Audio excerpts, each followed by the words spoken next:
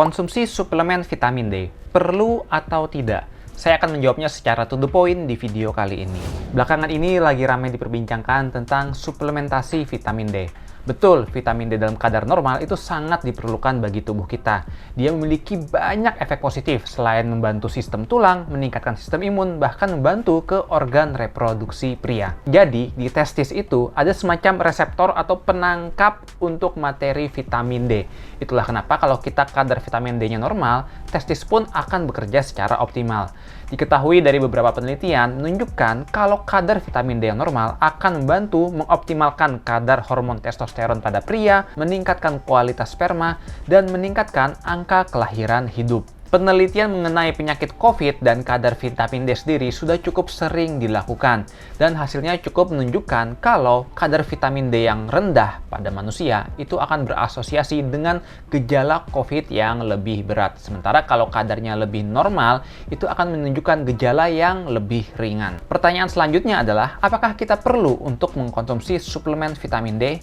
Jawabannya adalah, periksa terlebih dahulu berapa kadar vitamin D di dalam tubuh kita. Kita bisa mengeceknya di laboratorium. Jika ternyata hasilnya menunjukkan kadar vitamin D kita rendah, maka kita akan sangat membutuhkan suplemen tambahan vitamin D. Betul, beberapa hal itu dapat meningkatkan kadar vitamin D secara alami, seperti berjemur, memakan ikan, memakan sayuran, tetapi itu tidak menjamin kadar vitamin D dalam tubuh kita normal. Hal ini dikarenakan ada banyak faktor yang memungkinkan terjadinya kekurangan vitamin D.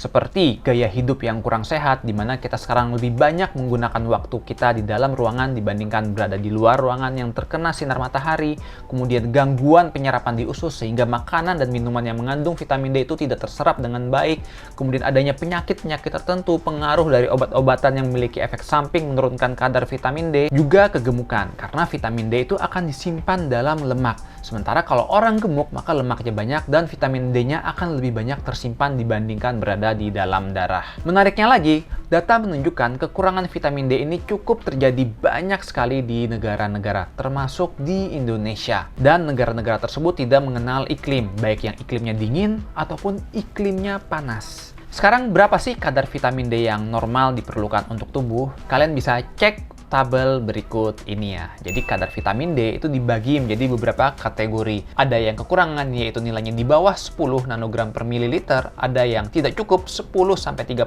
nanogram per mililiter. Ada yang normal 30-100 nanogram per mililiter. Dan berlebihan lebih dari 100 nanogram per mililiter.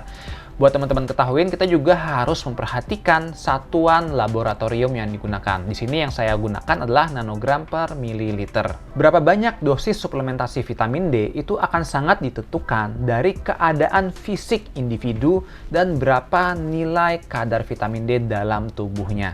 Karena setiap orang memiliki mungkin penyulit-penyulit tertentu dan kadar-kadar tertentu. Sehingga akan lebih bijak jika kita mengkonsultasikan ke dokter setelah kita melakukan hasil pemeriksaan darah kadar vitamin D, supaya kita mendapatkan dosis yang tepat dan berapa lama durasi yang tepat. Kemudian yang perlu diperhatikan lagi adalah bagaimana vitamin D kita dalam jangka panjang.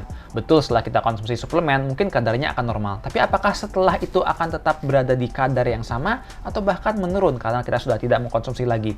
Itulah kenapa idealnya kita bisa memeriksakan setiap 3 bulan sekali berapa kadar vitamin D kita dan bisa mengkonsultasikan dengan dokter agar mendapatkan tata laksana yang terbaik. Dengan kadar vitamin D yang normal dan optimal dalam tubuh kita, itu akan sangat baik bagi kesehatan dan membantu tubuh kita terjaga sistem imunnya. Terlebih di masa pandemi sekarang ini.